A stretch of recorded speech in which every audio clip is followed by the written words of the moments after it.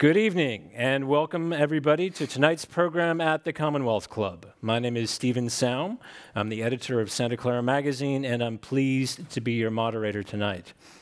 Joining us today is Reza Aslan, renowned writer, commentator, religious scholar, and author of both the New York Times bestseller Zealot, The Life and Times of Jesus of Nazareth, and his new book, God, A Human History, just out in paperback.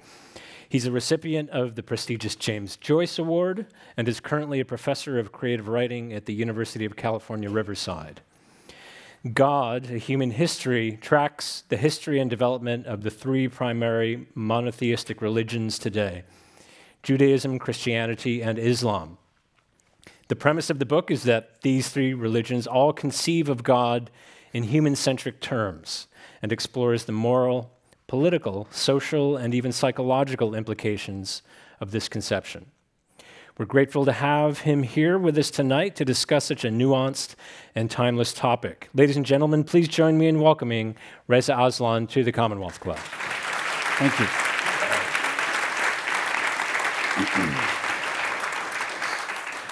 So Reza, this is a wide-ranging book intellectually. I mean, let's start out with talking about that. You've studied religion at Santa Clara, at Harvard Divinity School, at UC Santa Barbara.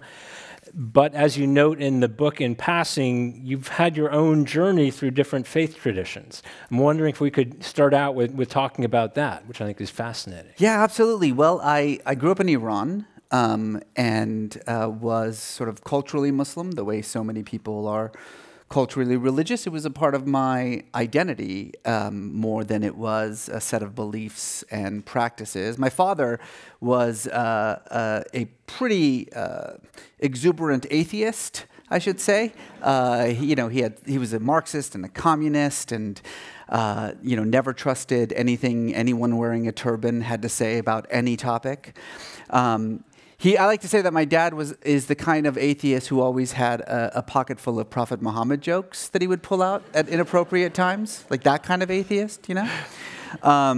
My mother grew up she was mostly raised by her grandmother, so she had a little bit more of a traditional upbringing, but she herself wasn't all that religious. When we left Iran in 1979 after the revolution and came to the United States, I think my father saw that as an opportunity to, at the very least, stop having to pretend and to kind of wipe our household clean of religion. So I didn't really grow up with much of a religious education or a religious experience, though I was always extraordinarily fascinated by religion. And I think, as you and I had discussed before, I think part of it had to do with my experience of revolutionary Iran, being able to see firsthand the power that religion has to transform a society for good and for bad. I think that experience never left me, and it created this lifelong interest in religion and spirituality, though, as I say, I never had an opportunity to really do much about it, to pursue it much. As most people who know me know, when I was in high school, I went to an evangelical youth camp and found Jesus. And that was also a profound experience for me. It was to hear that gospel story for the first time was transformative. And I spent the next few years preaching that gospel to everyone, whether they wanted to hear it or not, frankly. And then when I went to college, that's when I first began to learn about the historical Jesus as opposed to the Jesus of Christianity, the Jesus that I had heard about at church. And all I can say is that Jesus became more real to me. Mm-hmm. And so although I abandoned Christianity as a religion, I became even more fervent in my interest and my pursuit of who the historical Jesus actually was, which ultimately led to Zealot. And then, and you'll appreciate this because you know what Santa Clara is like, but the Jesuit priests there encouraged me, knowing that I was still kind of searching for some kind of spiritual connection.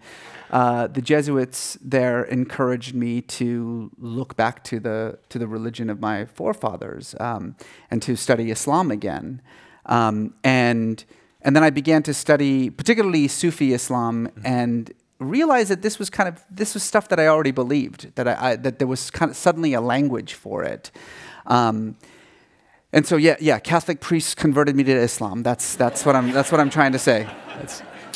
Which again makes perfect sense if you know Santa Clara. If you know Santa Clara. And then ever since then, I think for me, making a commitment to study the religions of the world has created a depth to my faith, which I think is people don't expect. I think for a lot of people, they think, well, if you study the religions of the world, then obviously it becomes very difficult to take any one of them all that seriously. Certainly, it becomes very difficult to take any of their truth claims all that seriously. Just take them anthropologically. Right, exactly. And you see them you see them for what they are, which is different languages for expressing similar sentiments. But I always go back to something that the Buddha said, which was that if you want to strike water, you don't dig 6 1-foot wells. You dig 1 6-foot well. And I want to strike water. And so I chose the well of Islam. But of course, what the Buddha was really saying was that your well might be yours and unique, but the water that you're drawing from is the water that everybody is drawing from. And that's kind of been sort of the principal motivation upon which I base my spirituality. So you kind of touched on this a little bit, but maybe talk a little bit about the difference between religion and faith. Thank you. That's my favorite thing to talk about, actually, because I think, particularly in the United States, we confuse them as one and the same. In fact, just the way that we even talk about religion, I believe in Christianity or I believe in the Quran, as though these are things to believe in rather than things that point the way toward belief. Faith is not religion. Faith is ineffable. It's individualistic. It's fundamentally an emotion. I think that's the best way to think about faith. It doesn't necessarily require a rational underpinning to it. It is about the unique experiences that we have as human beings. It's about the way that we define ourselves and our place in an indeterminate world. Like any emotion, love, joy, it's nearly impossible to locate and to even express with words. Religion is how we express it with words. Religion is little more than a language made up of symbols and metaphors that allow a person of faith to express to themselves and to other like-minded people this ineffable experience. It's a way to express what is fundamentally inexpressible.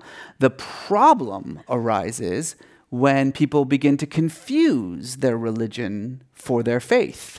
And I think that's when you start to get the kinds of irreconcilable absolutisms that have in so many ways defined the conflicts of religions in the modern world. One of the things you do get into quite deeply in the book is actually the relationship between language and how we conceive of God, right? How human beings came to conceive of God. Can you talk some about that? I mean, kind of go in ancient Sumeria, for example, right? How people began to think of God. Yeah, so writing begins in ancient Sumeria, about 5,000 years ago or so. And before that time, of course, there are distinct languages that allow communities to express their faith. And there are certainly countless myths and stories that are being spread, from culture to culture. But it isn't until we begin to write those stories down that this, what I call this kind of cognitive impulse to humanize the divine, becomes fixed. It becomes solidified. And you can understand why, because once we begin to write stories about the divine, once the divine becomes a character in a narrative, in a performance, we naturally begin to impose upon the divine motivations, right? Human motivations, which come from human emotions and human reactions to certain situations. We start to give the divine a distinct personality. We make the divine a kind of protagonist in a story. And in doing so, sort of fix this notion that whatever God is, God acts and thinks and feels the way that we do. God likes the things that we like and doesn't like the things that we don't like. That fundamentally what God is nothing more than a divine reflection of ourselves. And the act of writing, the invention of writing, not only solidifies that, but more importantly, it accelerates the spread of that idea through cultures around the world. And I mean, that's very different, and I kind of jumped ahead in history, right? And that you trace in your book, but it's very different from literally what the first picture is that's recognized, like this is the first picture of trying to depict the divine. Can you describe? Yeah, the oldest picture that we found. Yeah. Yes. You're talking about a particular image that was discovered in the Volpe Caves in the southern Pyrenees Mountains in France. Of course, we have artistic expressions in caves that go back tens of thousands of years. And in fact, what's really fascinating is that we keep finding older and older representations. By the time when I wrote this book, the oldest representation was about 44,000 years ago. And we've already found older ones in the 18 months since this book was published. We now know for a fact that Homo sapiens were not the only species of human to create what we now call cave paintings, cave drawings, that Neanderthals also created fairly sophisticated cave paintings, cave drawings. And while there is still an enormous amount of debate about what exactly these drawings mean, and that debate runs the gambit from they were creating the first temples in these underground caverns to this is nothing more than just Neanderthal graffiti. There's arguments for both, but I do obviously think that the argument is a bit more weightier on the notion that there is clearly some kind of spiritual significance to these cave paintings, and we can talk about why I believe that later on, I suppose. But what I think is really fascinating is that when you start to see these kind of anthropomorphic figures arise about 20,000 years ago, is when you really get to the point where it's quite clear that what you are looking at is supposed to be reflective of some other reality, that what is being expressed here is not the world that we live in, not the world that we belong in, but a world that is just beyond this world.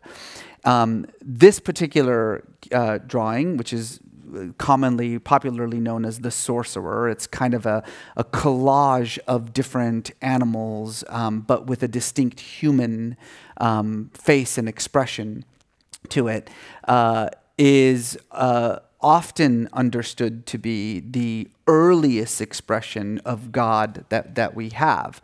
And the radio audience didn't notice that I just put God in quotation marks, but it was God in quotation marks, by which I mean a divine figure. What we understand by the word God, you can't really say that that's something that existed 20,000 years ago, that understanding of God. But nevertheless, this notion of a divine figure, a divine being who is substantively, I should say, different than we human beings, that first expression of it is quite remarkable. There's an image of it in the book that it takes your breath away. So one of the points you make in the book, kind of a connection, and with some religions in particular, is you mentioned kind of a belief in an awareness of something beyond, right? The ritual of burial, right? That undertaking that, why? Yeah, it's funny because people ask this question more often than any other question, which is, well, how do we know? How do we know that our prehistoric ancestors believed in things like the afterlife or ideas like the soul? There's a lot of material evidence that's available to us, but the most obvious and unmistakable evidence is burials. We have burials of Homo sapiens that go back at least 100,000 years. We have burials of Neanderthals that go back even further than that.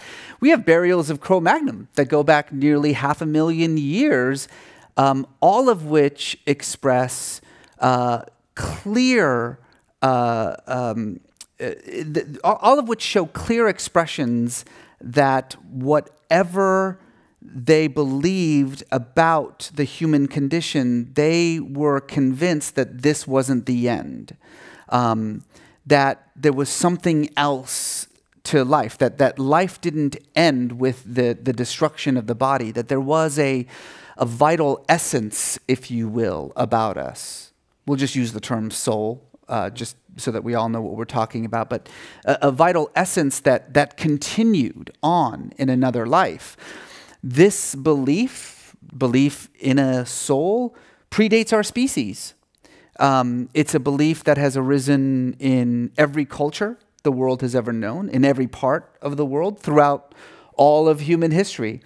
And so, as such, it's created this evolutionary puzzle.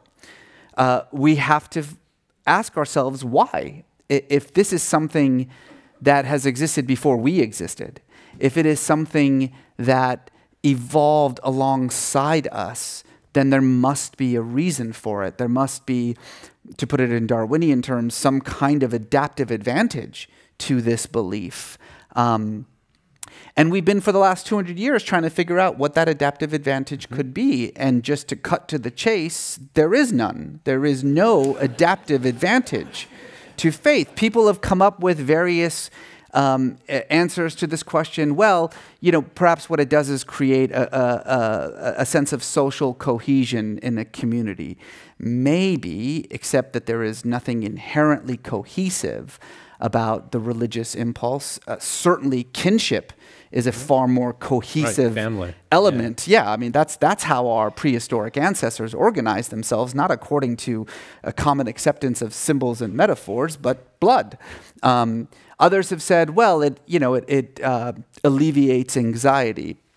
People who say that don't know anything about religion, because it does not alleviate anxiety. It actually creates anxiety.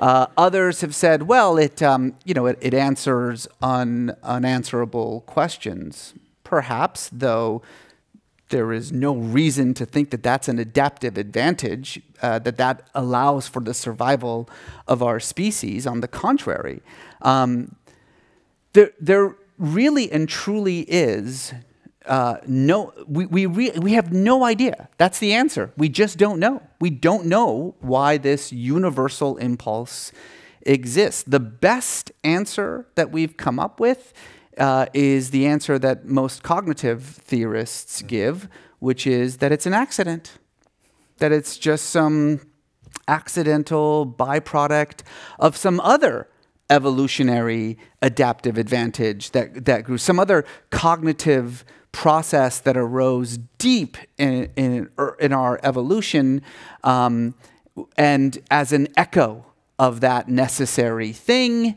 this universal belief in the soul arose. Maybe. There's no way. It's a pretty good answer. It's unprovable. Maybe it's because we have souls. That seems like a pretty good answer too, and also equally unprovable. So one of the other really interesting points in the book is a connection between place between agriculture and religion, and how those things are connected. And I think the way you handle it inverts the way that most people have assumed what the relationship is between agriculture and human beings settling down and growing crops and the practice of religion. Right. This is, I mean, I think to this day, you're probably still taught this at school, which is that agriculture arose because human beings stopped wandering and settled down. And once they settled down, it became necessary to begin to domesticate animals and to grow crops instead of what we were doing for tens of thousands of years before that, which was hunting and gathering. We now know for a fact that that's not true. We have ample evidence now that that human beings began the process of experimenting with agriculture, specifically to address needs and concerns that arose around the creation of what can only be described as kind of centers of religious experience, temples, if you want to use that word.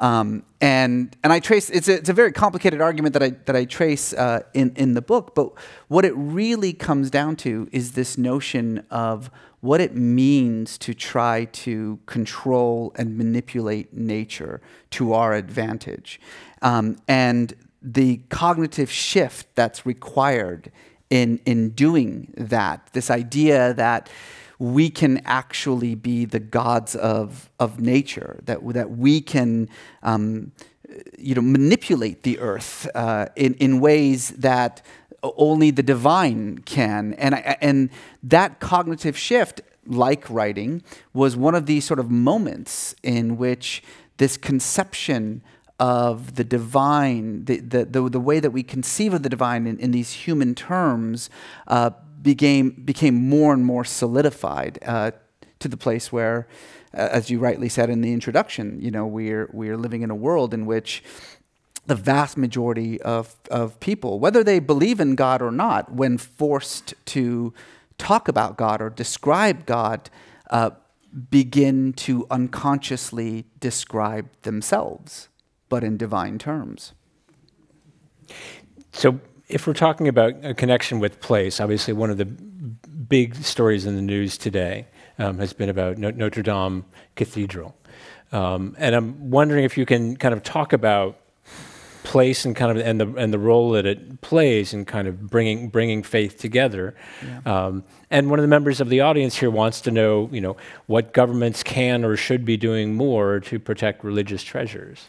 Yeah, I mean, this is such a heartbreaking story. In fact, we were just at Notre Dame this summer with our children, and as I was watching the images of the spire, coming down and the devastation of the fire, I was flipping through photographs of my son standing in front of Notre Dame, and it's really hard to imagine, what Paris would be like without that icon. And if you've been following the news, what you know is that it turns out that the damage isn't as bad as we thought it was, that the interior of the church is not nearly as damaged, and the priceless artifacts that are in there seem, at least for now, to be safe. So thank God for that.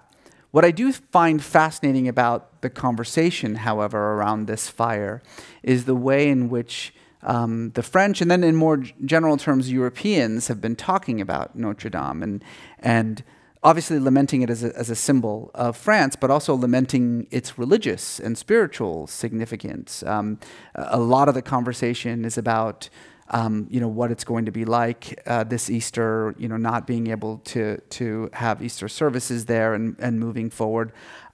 I have been to Notre Dame during Sunday services. There are like 30 people there.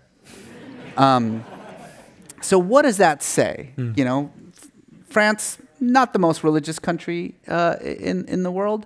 What does that say? This kind of national mourning for a building that not only has obvious cultural and nationalistic significance, obviously, but talking about it in these deeply religious and spiritual terms in a country that is anything but deeply religious and spiritual. And it brings up, I think, probably the most fundamental aspect about religion, something that we've already talked about a little bit so far, which is that religion is first and foremost a matter of identity. That religion isn't about beliefs and practices. Of course, beliefs and practices are important.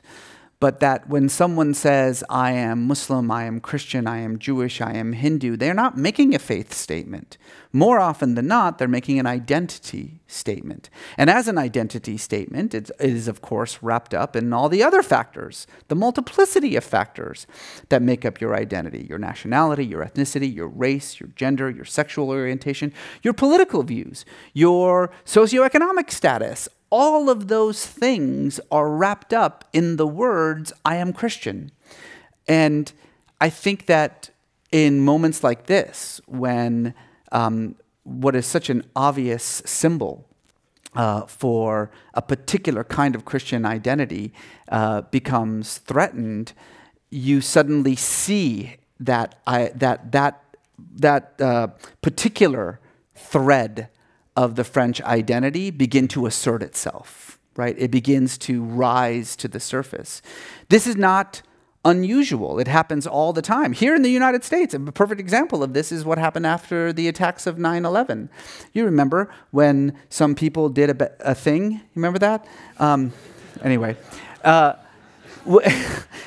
the attacks of 9/11, for a great many people who were from the Middle East, who had a Muslim background, like myself, for instance, suddenly that aspect of our identity, which was tied up with so many other aspects of our identity, rose to the surface. It became empowered. It became very important to identify yourself as Muslim. Even though you may have identified yourself as Persian before, or Arab, or Turkish before, or South Asian before. Suddenly, that part of your identity became much more important. And I think that give and take is very important as we talk about sort of what is happening with religion in the United States, what's happening with religious trends in the world. I think it's very common to just simply say that religion is going away, that religion is dying, but or that eventually science will do away with religion. But none of that truly understands what religion is. That it is first and foremost a matter of identity. Well, and if that's true, it seems like it's become bound up in what is an increasingly identity politics. I mean, is that? It's hard to avoid. It's very difficult to avoid. And of course, because religion is the language that still has the most currency with the masses, it is an aspect of identity that is very easily manipulated by political and religious leaders. I think things like race and ethnicity and gender and sexual orientation, those are all very important factors of our identity. But religion tends to subsume a lot of those, especially when it is poked and prodded, when it is made to feel threatened in some way. Suddenly it rises to the surface, and often with catastrophic results. And I should probably explain for those who don't know, when you said some people did a thing, right? A reference to Representative Ilhan Omar, and sort of that's in the news cycle the last couple of days. Criticism over that. I'm wondering, because you mentioned your children a couple of times, for those of us when we have kids, that can sometimes be an important time to figure something out with religion. Like, what are we going to do? What are we going to teach our kids? I'm curious how you've approached that, if you wouldn't mind talking about that. Well, we have a multi-faith family. My wife, Jessica Jackley, that some of you know, is a co-creator of Kiva.org here in San Francisco. She's a Christian. She comes from a very devout evangelical Christian family. I'm obviously Muslim. We have a wonderful interfaith marriage, one that is predicated on a lot of the things that we were talking about just a moment ago. The idea that we share the same values, we share the same viewpoint of the world, we share the same faith, but we express that faith in two different languages. Now, I happen to be fluent in her language, and it took her a while to become fluent in mine. And it works wonderfully. And then we had kids. And so then the question was, well, what do we want to do with our children? And to just torture the metaphor a little more, we decided that we want our kids to be multilingual. We want them to be adept at the religious landscape of the world. We want them to have to be literate in religion, and we work very hard on that. We read them a lot of books. We sometimes do this thing that we just kind of jokingly call home church, where we on Sundays we get together and we have a particular lesson drawn from some religion. We visit a lot of different houses of worship. This summer we did something a little bit insane. We did an 80-day round the world journey, where I know it's don't three kids. We went around the world in 80 days, immersing ourselves in different traditions, different cultures. And then, our hope is that they will lead meaningful spiritual lives, because I think that that's important. I truly believe that the human condition is such that sort of striving for transcendence. I think that's the best way that I can put it. That the striving for transcendence, that the desire to experience a reality that is just beyond, this material world. That is the full expression of the human condition. I want that for my kids. I want them to have that. But how they have it is irrelevant to me. What language they use to express it is irrelevant to me.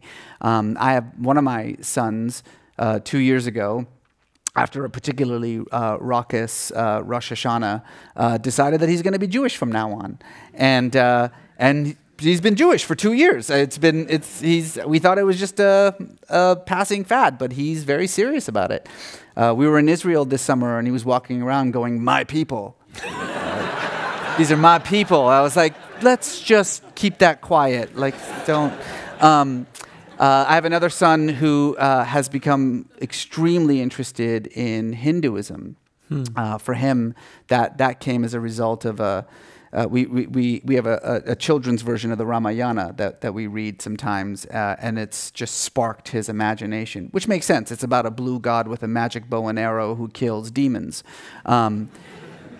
I mean, it's more than that, but that's what he gets out of it.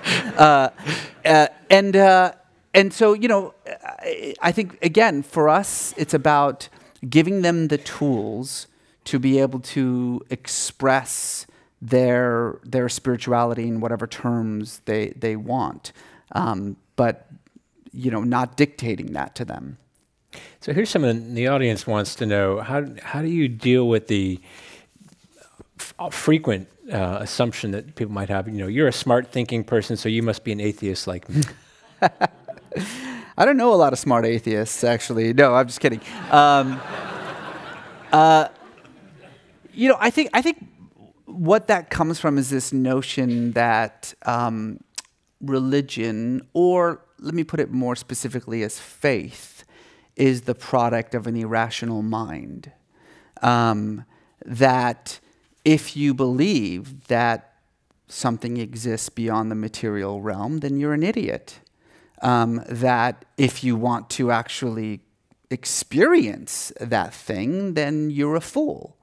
And I think that perception, which is so often the kind of rhetoric of the so-called new atheists, is itself a kind of zealotry, is itself a kind of fundamentalism, right? The defining characteristic of fundamentalism is sole access to truth and a refusal to accept the possibility that you are wrong. That's fundamentalism. And I think the way that I described faith earlier as a kind of emotion is, to me, a much more rational way of thinking about what is, as we've already discussed, fundamentally a part of the human condition. So, you know, I've kind of given up on these conversations about does God exist or not. I'm really not interested in that debate, to be honest with you. What I'm far more interested in is, what do you even mean when you say the word God? What does that word mean to you? It's so weird to me that this word, which of any other word in the English language is probably the most variable word, is also the word that we all assume we all mean the same thing by when we use it. I have a number of conversations with atheists who say, how can you believe in this sort of, old man in the sky who lives in a cloud and judges your actions and hears your prayer? I was like, I don't believe in that. That's not my God. So I will say one thing that I do find very interesting, and there's been some very interesting studies about this, that when you ask an atheist to describe God, that atheist does what the profound believer does, which is, as I said before, they begin to describe themselves. And so, again, to me, it's not a function of belief. It's a function of our cognitive processes. We're just kind of hardwired to think this way, to divinize ourselves, whether we actually believe in the existence of a divine or not. So another person here in the audience wants to know what misconception about the origins of religion frustrates you the most? Well, look, to put it in the simplest way, I think the misconception is that, or people who, I should put it this way, people who try to explain the origins of religions, why people believe, in such things as supernatural beings, etc., tend to do so by thinking of religion in functionalist terms. In other words, what they do is they say, well, what does religion do? And then they say, well, then that's why religion exists. I'll give you a perfect example of this. So people will say, well, what does religion do? Well, religion provides moral guidance. Maybe, first of all, but okay. Religion provides moral guidance, so therefore, a la Freud, religion arose because of the need for some kind of divine lawgiver, some kind of absolute morality that would keep us from killing each other and stealing each other's food. Okay, the concept of a divine lawgiver is barely 5,000 years old. The notion that religion has anything to do with morality is between 4,000 and 5,000 years old. The gods of Egypt, the gods of Greece, the gods of Mesopotamia were immoral beings. They were amoral beings. Morality had nothing to do with it. The very idea that your actions on earth have a cosmic consequence, that your morality, your moral choices on earth will lead to some kind of heavenly reward or some kind of divine punishment, that belief is 3,000 years old. What we call faith is hundreds of thousands of years old. So again, to talk about the function of religion as though that explains the origin of religion is, to me, a silly exercise. This is picking up that thread a little bit, but one of the interesting things you touch on in the book is the first couple attempts at monotheism. They didn't go too well. Yeah. No, I was talking about sort of the hundreds of thousands of years in which there can be such a thing as the religious impulse. Of those hundreds of thousands of years, the idea of one God is, as I was just mentioning a little bit earlier, barely 3,000 years old. And even then, it didn't work. The ancient mind was incapable of conceiving of the notion that there could be one God who was responsible for both good and evil, darkness and light, the earth and the sky, the sun and the moon. Why? Why? It didn't make any sense. It makes much more sense to have a different God for each one of these needs, each one of these phenomena. And for, as you were saying, for many, many thousands of years, every time the idea of one God arose, it was rejected, often violently so, until it became the foundation of one particular sect of Israelites who sort of came upon the notion of what we would now call monotheism, which, by the way, is a little bit different than what is often referred to as monolatry, right? Monolatry, which is a very common religious belief throughout the history of religions, is the belief that there is one high God who is higher than all the other gods, your God. But there are other gods. Obviously, there are other gods. It's just we don't worship those other gods. When you read the Hebrew scriptures, what you see is not monotheism. You see monolatry, right? There is no God before me. That's not there is no God. It means I'm the highest God. You shall worship no other gods but me. Doesn't mean there are no other gods. Of course there are other gods. It just means you won't worship them. You will worship me. That's the foundation of the Hebrew scriptures. It's really not until this kind of historical event called the Babylonian exile, in which the Israelites were destroyed by the Babylonians and scattered throughout Mesopotamia, it's 586 BC, in which that idea that no, our God isn't the high God, our God is the only God. There are no other gods but our gods first took root. And as historians, I think, point out correctly, it took root because of an existential crisis. It took root because to deny the existence of that sole God would be to simply deny the existence of Israel and the Israelite community altogether.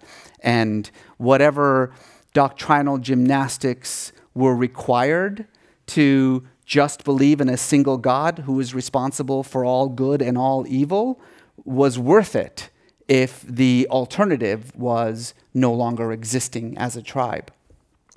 It's interesting hearing you describe that. It brings to mind when our son was very young and we were reading some Bible stories to him.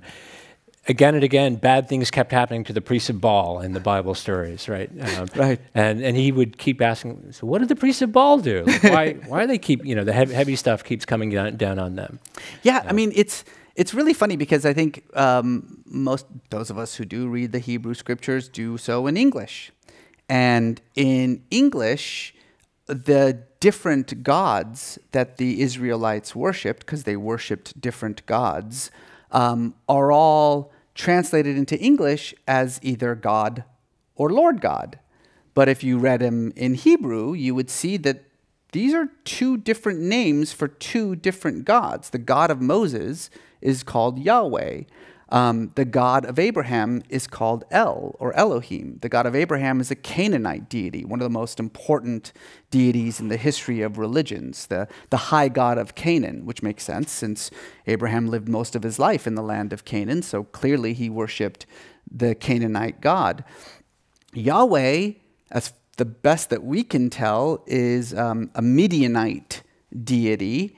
The Midianites were a Semitic tribe in the Sinai, part of, under sort of the umbrella of Egypt, which again makes sense because Moses, who was very likely an Egyptian, meets this deity in the Sinai. And when many years later, the writers of these scriptures begin to kind of write this material down. They have to figure out a way to reconcile these two different gods. And so the first thing, as most of you know, this incredible story where Moses comes across God in the form of a burning bush, and that God reveals himself to be Yahweh. Then he immediately says, I am Yahweh, I am the God of your forefathers, Abraham and Isaac and Joseph. And that statement is fundamentally false because Abraham and Isaac and Joseph and these guys, they didn't know who Yahweh was. They had never heard of a deity named Yahweh. The deity named Yahweh didn't exist in their world. I think, these kinds of things are indicative of how problematic it was for our minds to wrap around the idea that there can be only one God, that there is only one God. There's too many complications in that notion. So with that notion of one God, someone here in the audience wonders, do you think that notion of one God, one supreme God, is fundamentally conflicting with science or outside the scope of science? I don't think it's conflicting with science. I mean, I suppose I could just punt and say it's outside the scope of science. But I do think that this conversation that we have so often about, the conflict between religion and science is to me, I think, just simply wrong-headed. I think that fundamentally religion and science are two different modes of knowing. There are two different ways of experiencing and explaining the human condition.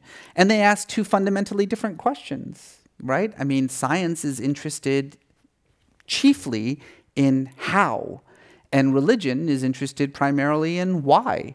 And I don't understand why these two things need necessarily to be in conflict with each other. Yes, it is certainly true that the principle of science is to disprove hypotheses, and that's certainly not the case with religion, that religion is so quite often about absolutes, and the idea of disproving absolutes does not really occur to religious people.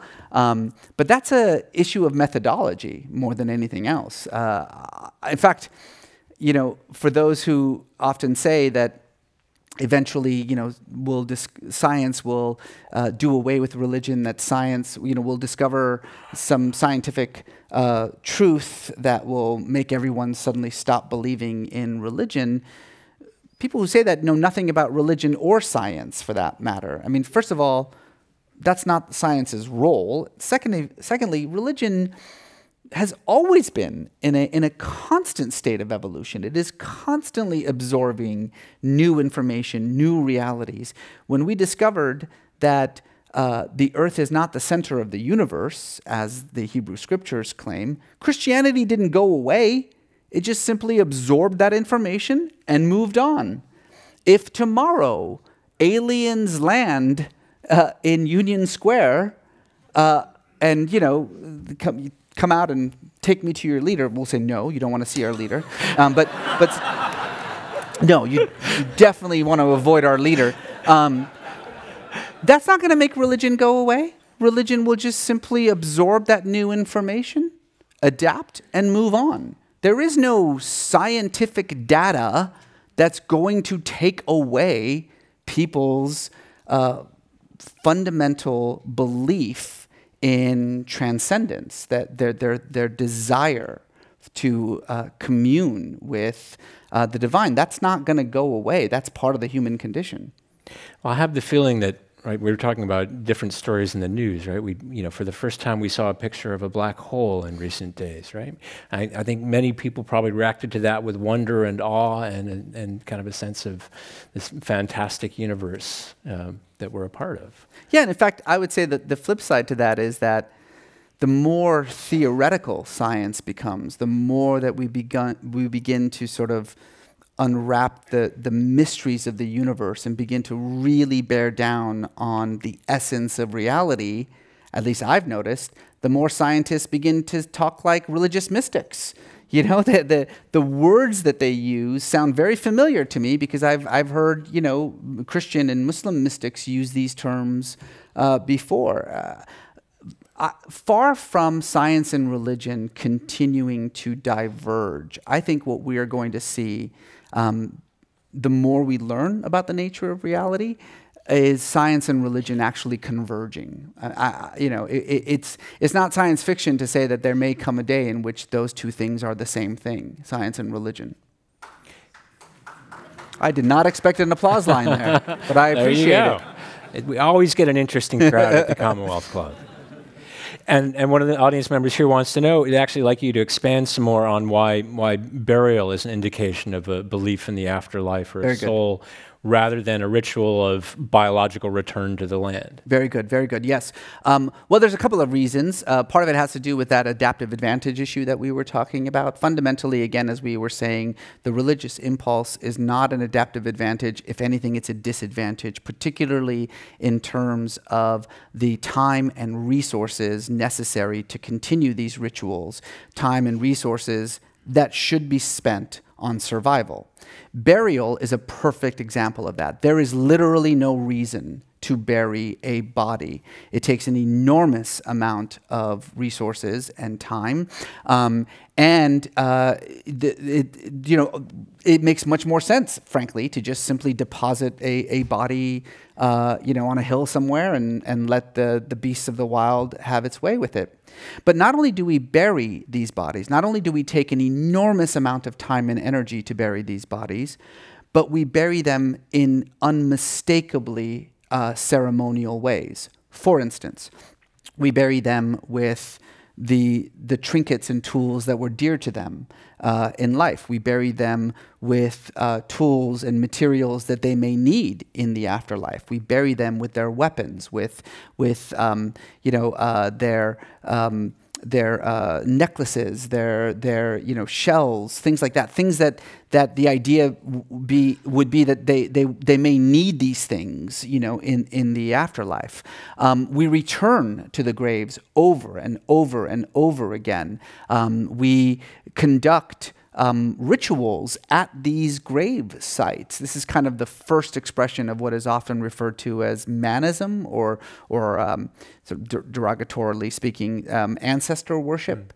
The idea that the dead become one with the spirit world, and that in appealing to the spirit of the dead, that dead will intercede between you and the divine. It'll make it rain. It'll help your crops. It'll help your child who is sick, etc. That kind of ceremonial burial, as I said before, is unquestionably evident when it comes to Homo sapiens.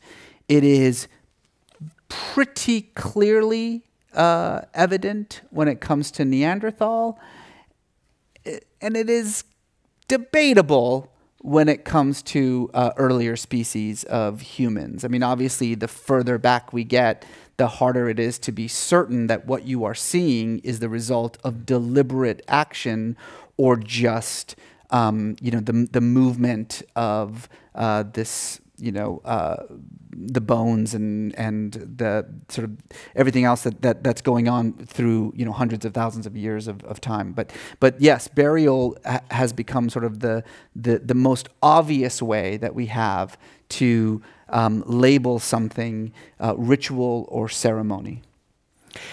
So there's a moment in the book, in the chapter "God is One," where you say warfare in the ancient Near East was considered less a battle of armies than a contest between gods. And that sounds a bit like the premise of a book that you wrote a bit earlier called How to Win a Cosmic War. Yeah. So how are we doing with that as kind of a contest between gods? Not good at all, no. So this is true. So in the ancient world, this is kind of what I was referring to earlier when I was talking about monolatry, right? In the ancient world, a tribe and its deity were one and the same. They were a single entity. And that had some consequences. One of those consequences is that warfare between tribes was a battle not between the tribes themselves, but between their deities. And if one tribe defeated another tribe, that meant that that tribe's deity killed the other deity. And so that deity ceased to exist. And now you worship our deity. Fast forward to 586 BC and the Babylonian exile, and now you understand what I was talking about. Because when the Babylonians, whose high god was Marduk, defeated the Israelites, who at this point their high god was an amalgamation of Yahweh and El, that scholars sometimes refer to as Yahweh El, which is a very awkward way of putting it, but that gives you an idea. That meant that Yahweh El was dead, that Yahweh El did not exist anymore, and that Marduk was now the god of Israel. And the historical evidence shows a great many Hebrews went along with that. They began to worship Marduk. They learned Babylonian. They began to adopt Babylonian names and Babylonian customs. But there was this core group in the heart of the Babylonian Empire that refused to accept that reality. Because to accept that reality meant that they as a people no longer existed. And so they came up with a hitherto radical and never before conceived of idea. I know this sounds strange because it seems so obvious to us now, but no one had ever thought this way before. Successfully, no one had ever successfully thought this way before. And you can see this in the book of Isaiah, or what is often referred to as Second Isaiah. The book of Isaiah is actually three books combined into one, where suddenly this new idea arises, which is, wait, maybe Marduk didn't defeat Yahweh. Maybe this isn't all, just sort of the end of everything. Maybe there is no Marduk. Maybe there is only Yahweh. And what's happened to us is because we displeased Yahweh, and that this is Yahweh's way of punishing us for believing that there is a Marduk in the first place. No one had thought that before. No one had said that before. Certainly no one had written that before. And as I say, it had profound implications for what would then become known as Judaism, and then ultimately Christianity and Islam, which arose out of Judaism. So this year we're also marking the 40th anniversary of the revolution in Iran, and this fall, right? The taking of American hostages. I'm wondering if this year has a particular resonance for you, or kind of things that it's helpful for people or important to keep in mind. Yeah, I mean, look, I remember exactly 40 years ago. I remember the experience of the hostage crisis, both in Iran and then back here in the United States. It wasn't the easiest time in the world to be Iranian or Muslim in America, as opposed to now when it's fantastic. I mean, I remember going to school and seeing, my teachers wear those little yellow ribbons in solidarity with the hostages, and my fellow students wearing shirts that said "Bomb Iran." And I remember that the bank wouldn't cash my father's checks because he had an Iranian passport identification. And I remember, anti-Iran demonstrations on my street. If you know anything about me, you know that I spent like a good part of the 1980s pretending to be Mexican, because I thought that would help. Yeah, did not. And now here we are 40 years removed, and we have an administration that has made going with war with Iran a priority. We have a national security advisor who has written numerous op-eds saying that we should bomb Iran, not to stop it from developing nuclear weapons, just bomb it. We have an administration that has now declared the IRGC, the Revolutionary Guard, to be a terror organization, which is literally the first step to war with Iran. And I think we have an administration that knows that the only way to survive re-election is to be in a war.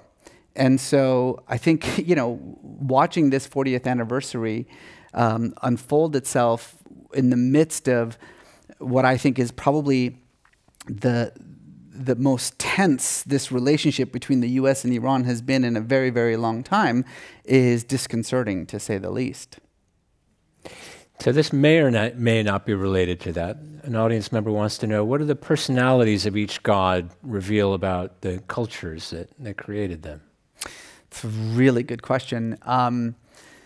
Well, so what we do is we differentiate our own attributes, our own personalities, the good and the bad, and then we divinize each one of those attributes and create a god for each one of those attributes.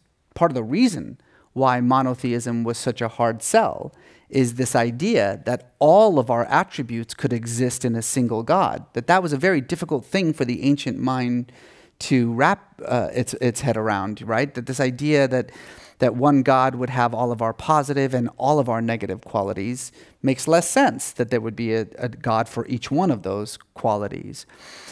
What is really fascinating to me, however, when I began to dive really deeply into this phenomenon was the way in which our conception of the divine, and more specifically our conception of the afterlife, or of the heavens, the other world.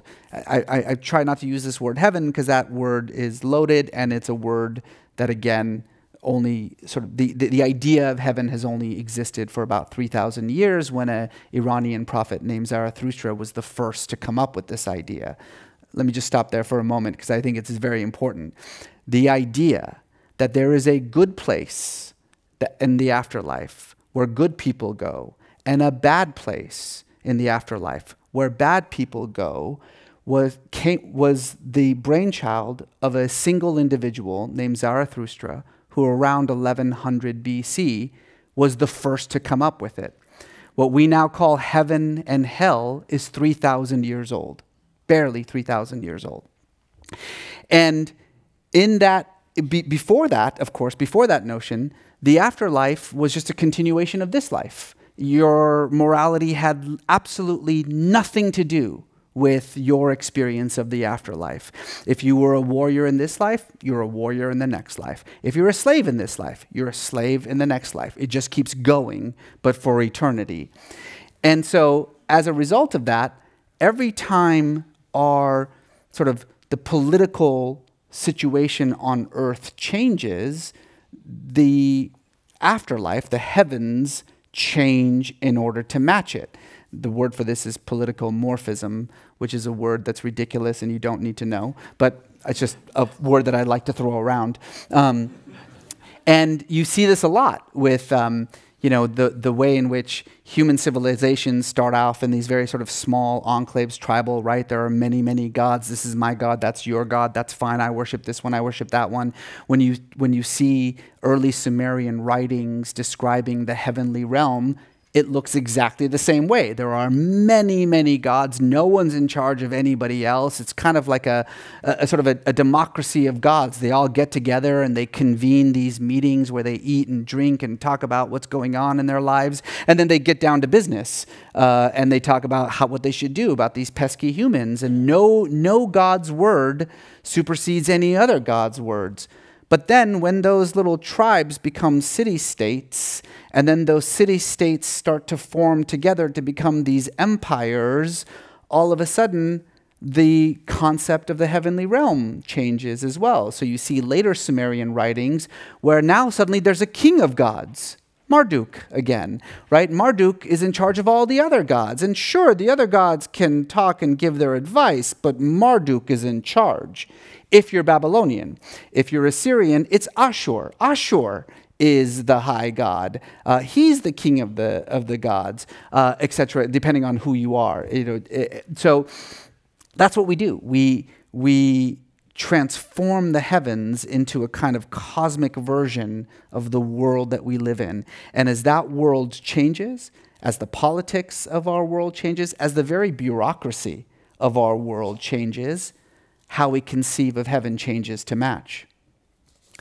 So we're about at that time where we have time for just one more question, and I'm wondering, this year marks the 50th anniversary of a work that you've described as divinely inspired, right? You've said, I believe that the Quran is divinely inspired, but I also believe Abbey Road is divinely inspired.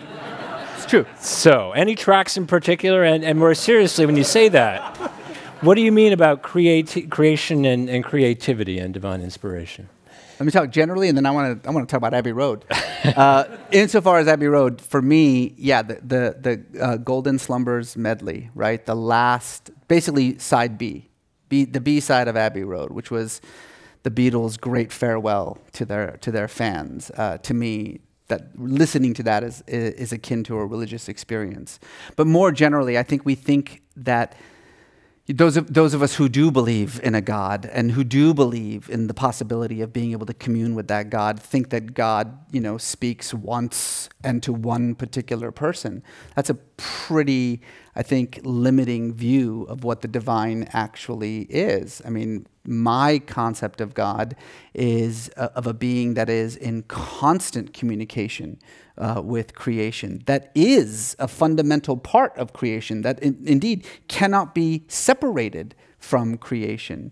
And so, when people ask me my view of Scripture and whether I believe that it's divinely inspired or not, yeah, my answer is yes, of course I believe it's divinely inspired, but I don't think it's exclusively divinely inspired. I don't think it's uniquely divinely inspired. I think it's the result of a particular inspiration, a particular divine inspiration, in a particular time, in a particular place, for a particular audience. And that's how we should think of Scripture. All right. Well, our thanks to Reza Aslan for joining us this evening. We would also like, yes.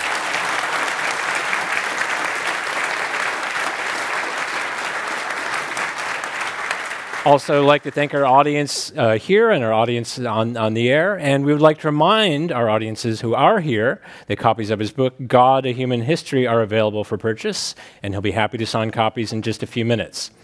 I'm Stephen Saum, and now this meeting of the Commonwealth Club, the place where you're in the know, is adjourned.